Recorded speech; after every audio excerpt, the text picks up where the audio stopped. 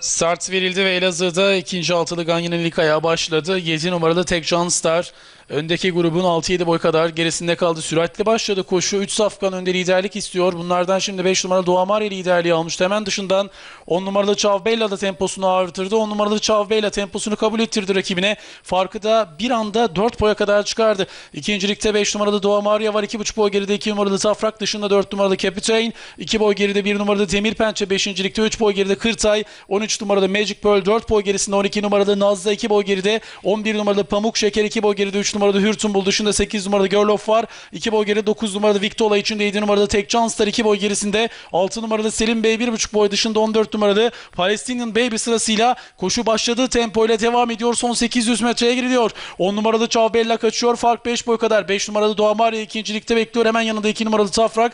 Dışlarında 4 numaralı Captain sırasıyla bu şekilde son 600 metreye girilmek üzere. Son 600 metrede ilk giren safkan 10 numaralı Çavbella, temposu biraz düştü. Orta kulvardan yaptığı ataklarla ikinciliğe 5 numaralı Doğamari girdi. Dışlarına 4 numaralı Captain çıkıyor. İçinde 2 numaralı Tafrak sırasıyla viraj dönülmek üzere. Viraj dönülürken 5 numaralı Doğamari temposunu artırdı. Liderliği ele geçirdi. Son 400 metreyi 2,5 boy kadar önde geçiyor. Onu şimdi dışından 4 numaralı Captain atağa kalktı. Daha geriden en dış kulvardan 3 numaralı Hürtumbul'un ve yanından 11 numaralı Pamuk Şeker'in gayretleriyle safkanlar son 200 metreye yaklaşıyor. İç kulvara yakın 5 numaralı Doğamari koşunun lideri dışarıdan, 3 numaralı Hürtumbul yanından, 11 numaralı Pamuk Şeker ve içlerinden 4 numaralı Captain atak yapıyorlar. Dışarıdan 4 numaralı Hürtumbul, 11 numaralı Pamuk Şeker'le birlikte geldi. Ortadan gelen 11 numaralı Pamuk Şeker öne geçti. Fark yarım boy kadar. Hürtumbul geliyor, 11 numaralı Pamuk Şeker kazanıyor.